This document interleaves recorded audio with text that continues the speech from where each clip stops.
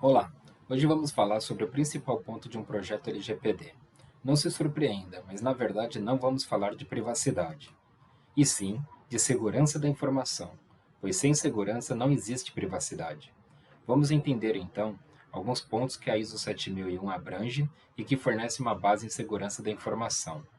Vamos iniciar pelo ciclo de vida de um dado. Todos os dados devem possuir um ciclo de vida, ou seja, após ser coletado, passará por diversos tratamentos, será armazenado e em algum ponto deverá ser eliminado. Dados não podem ser eternos. Eles precisam ter um início, um meio e um fim. Vários dados relacionados formam uma informação, um conhecimento sobre algo. E essas informações devem ser armazenadas com critérios de acesso, como, por exemplo, login, senha, camadas de proteção de acesso, acesso a um backup e assim por diante. Quando falamos de segurança da informação, não podemos deixar de citar os três pilares conhecidos como CID, onde temos o CID de confidencialidade, trata-se do acesso exclusivo somente para quem precisa de determinadas informações com as devidas limitações. É necessário tomar cuidados para nunca ocorrer uma quebra de confidencialidade, como, por exemplo, um acesso na rede ou sistema por um login e senha de outro usuário, uma conversa de corredor na empresa ou no meio de um transporte, por meio de redes sociais e outras diversas formas.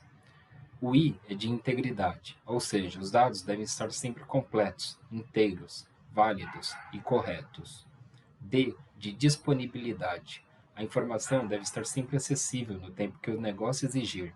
Em caso de catástrofes, deve-se ter um plano funcional de continuidade, garantindo que a empresa não pare durante uma crise sistêmica.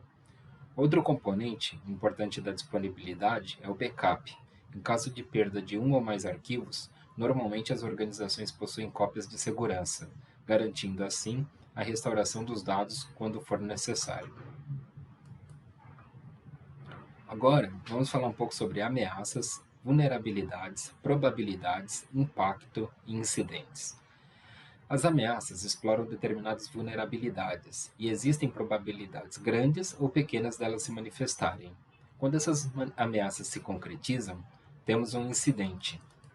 Exemplificando, um ladrão ele explora uma vulnerabilidade conhecida de não haver trancas em uma porta.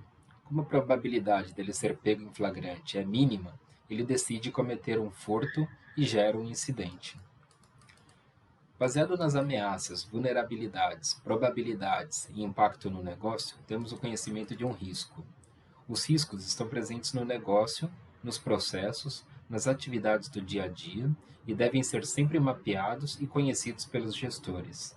Após conhecer os riscos, cabe à organização decidir como vai tratá-los, se vai aplicar medidas para eliminar ou minimizar esses riscos, evitando assim que eles gerem os incidentes, ou ainda, dependendo do caso, uma opção é que o risco seja simplesmente aceito pelo negócio, como por exemplo, se o investimento for desproporcional à probabilidade de acontecer um determinado incidente ou o risco for de baixo impacto, a empresa pode simplesmente aceitar o risco e seguir em frente.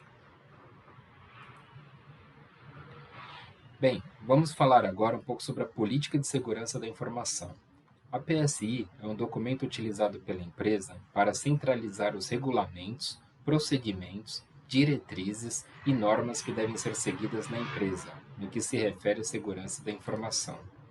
A PSI deve ser personalizada para cada empresa, para refletir o que a alta diretoria entende como adequado para o seu negócio.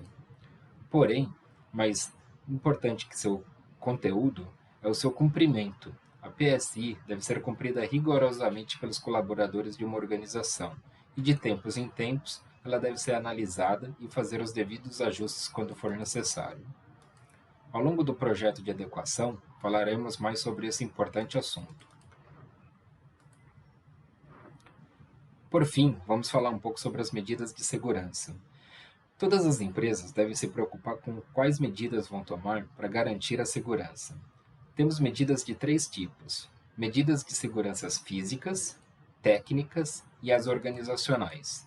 Para facilitar, vamos a alguns exemplos. Medidas físicas. Temos, por exemplo, câmeras de segurança, portas de controle de acesso, e sensores de presença. Para as medidas técnicas, temos níveis de acesso na rede interna, uso de antivírus, bloqueio USB, criptografia, implantação de processos de governança, como, por exemplo, fundamentos encontrados lá no ITIL e no COBIT. Medidas de segurança organizacionais, como, por exemplo, conscientização e treinamentos, diretrizes que a empresa fornece, código de conduta.